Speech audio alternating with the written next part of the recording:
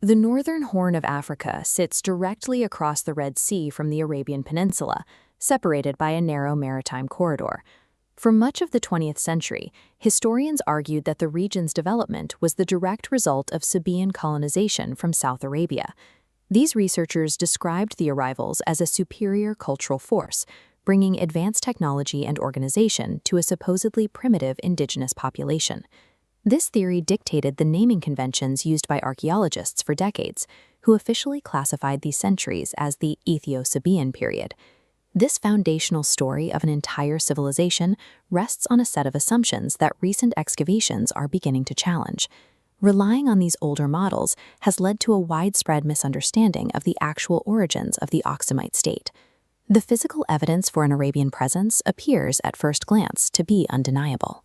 At Yeha, the Great Temple's massive, perfectly aligned blocks of silicified sandstone stand as a testament to early engineering. This ashlar masonry, finely dressed stones laid in precise horizontal rows, matches 7th century BC temples found in South Arabia. Further evidence appears at the site of Grot Baal Gebri, where a massive portico of square-sectioned monolithic pillars mirrors the structural style of Sabaean religious centers. Inscriptions recovered from these sites contain dedications to Al-Makah, the South Arabian moon god, further supporting the idea of a Sabaean settlement. By finding Sabaean architecture and Sabaean gods, they assumed a Sabaean civilization, ignoring the evidence buried below. This conclusion was driven by a methodological flaw known as survivorship bias.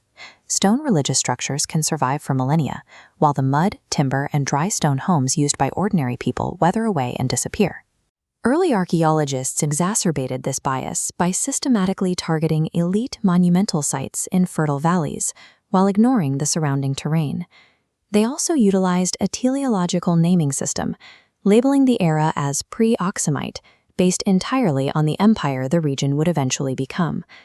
At sites like Hawelti, researchers encountered artifacts that had been moved and reused in antiquity, making it difficult to establish a clear chronological sequence from the mounds alone.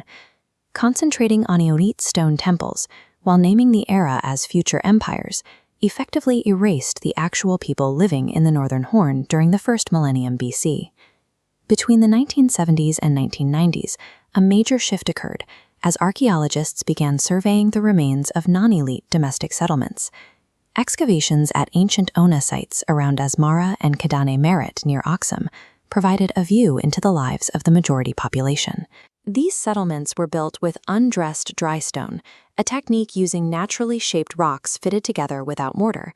The layouts show no influence from Sabaean engineering. These sites reveal a continuous population of peasant farmers, established long before any evidence of Arabian contact appears in the record. Crucially, these domestic layers contain no South Arabian imports, no iron tools, and 0 Sabaean inscriptions.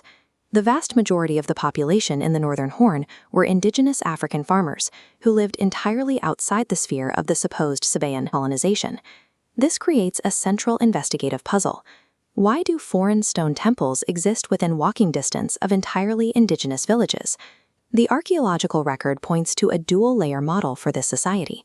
South Arabian influence appears to be a specific cultural aesthetic, one strictly confined to a small circle of religious elites.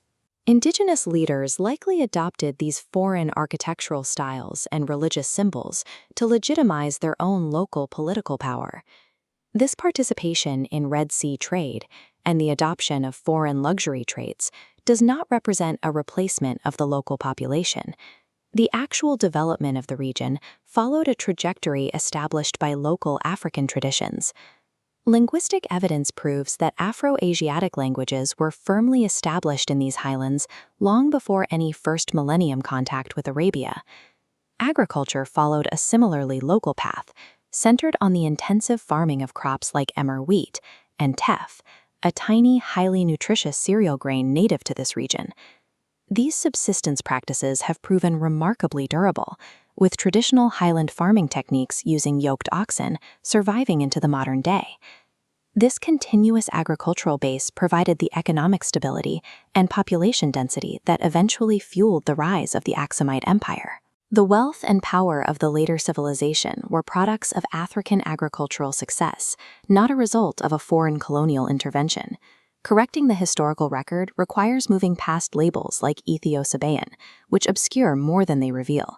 Defining an entire society by the foreign tastes of its ruling class creates a distorted view of the past. The first millennium BC in the Northern Horn was a time of continuous indigenous adaptation.